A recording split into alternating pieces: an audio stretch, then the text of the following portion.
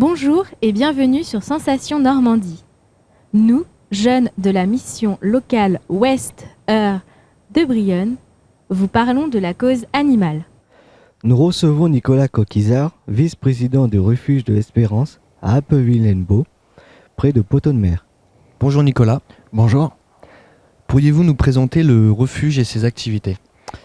Alors, le refuge est un refuge animalier où nous accueillons chats et chiens, les animaux trouvés sur les différentes communes avec lesquelles nous travaillons.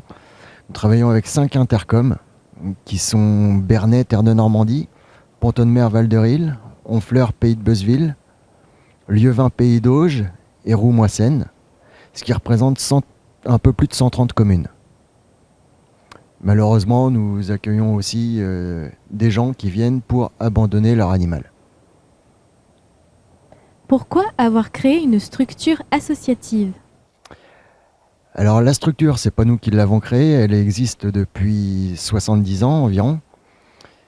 Une structure associative parce que ça nous permet de nous démarquer et d'avoir une politique à la fois budgétaire et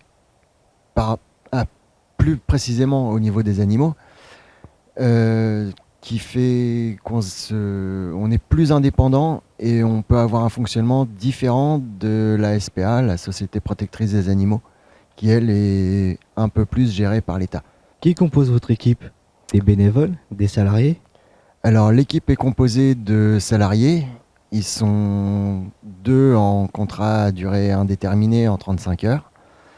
Une personne en contrat à durée déterminée à 30 heures semaine et 2 personnes en contrat PEC, les parcours emploi compétences, à 24 heures semaine. Et nous sommes en plus 2 bénévoles assidus, donc on vient de donner de notre temps, c'est pas quand on peut, c'est dès qu'on peut. Quelles sont les spécialités, compétences de votre équipe ? Alors les spécialités, elles sont bien sûr au niveau des animaux. On a une personne qui est dans le refuge depuis plus de 20 ans, donc qui connaît très bien à la fois le fonctionnement du refuge et les animaux et leurs spécificités, que ce soit chat ou chien. Ensuite, c'est des personnes qui ont travaillé, que ce soit en élevage, en pension. Si on avait une personne avec une formation d'aide vétérinaire, d'auxiliaire vétérinaire, bien sûr que si on pouvait, on l'embaucherait. Quelles sont les formations nécessaires pour travailler dans un refuge ? Alors les formations qui tournent autour du monde animalier et plus particulièrement chat et chien.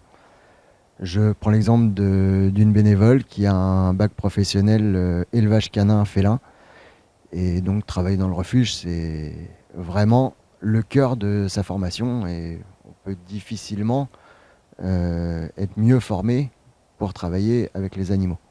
Recueillez-vous tout type d'animaux ? Si oui, combien dans l'année ? Alors on n'accueille pas tout type d'animaux, on recueille uniquement les chats et les chiens. À savoir que sur l'année 2018, nous avons eu 114 entrées de chiens au refuge et nous avons eu 171 entrées de chats. Et combien sont adoptés ? Alors combien sont adoptés ? Sur la même année, nous avons eu 71 adoptions de chiens et nous avons eu 127 adoptions de chats. À savoir que nous travaillons aussi avec la Fondation 30 millions d'amis, ce qui nous permet de proposer les contrats doyens. À savoir que si quelqu'un vient au refuge pour adopter un animal de 10 ans ou plus, il bénéficie de l'opération doyen avec 30 millions d'amis. Il adopte l'animal à un prix dérisoire et il bénéficie aussi d'une prise en charge des frais vétérinaires à hauteur de 600 € par la Fondation 30 millions d'amis. Comment peut-on contacter le refuge ? Alors, pour contacter le refuge, c'est très simple. C'est essentiellement via la page. Vous pouvez nous retrouver via la page Facebook Sauvegarde animalière Rilsen, où vous retrouverez à la fois toutes nos publications, tous les animaux qui sont à l'adoption. Vous retrouverez aussi nos coordonnées, qu'elles soient postales, téléphoniques. Vous pouvez nous appeler, vous pouvez nous envoyer un message via la page, et sinon le mieux reste quand même de passer au refuge. Le refuge s'inscrit-il dans un mouvement animaliste? Si oui, comment et lequel? Alors oui, le refuge s'inscrit dans un mouvement animaliste. Je vais prendre un exemple tout simple en prenant les chats sauvages.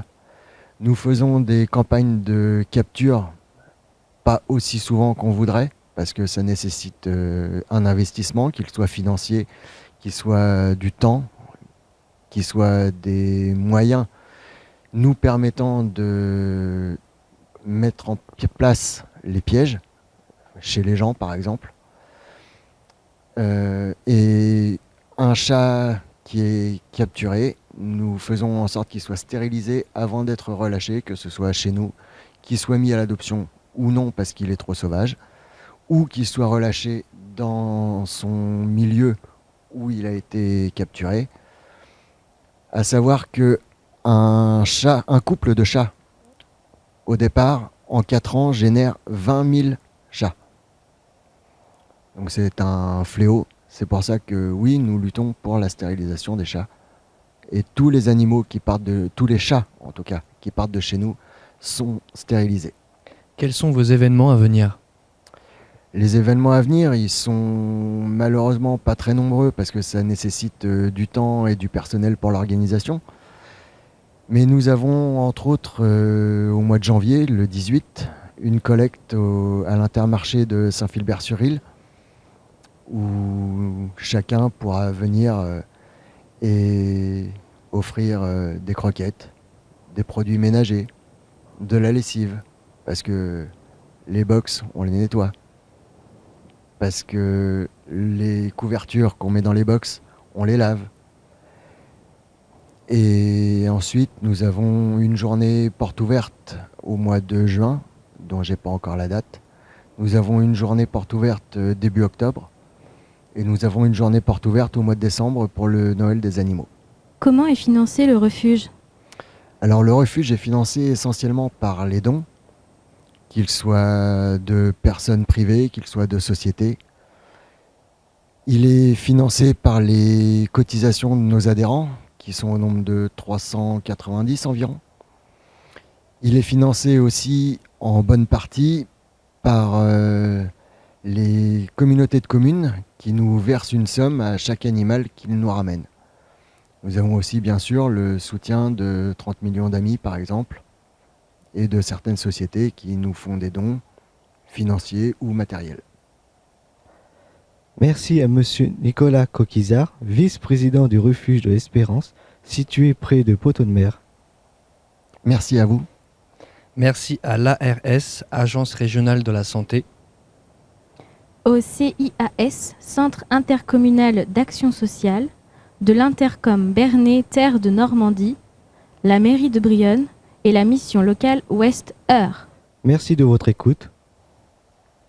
Vous pouvez retrouver ce magazine en podcast sur le site radiosensation.fr. Zone Normandie, rubrique Le Mag.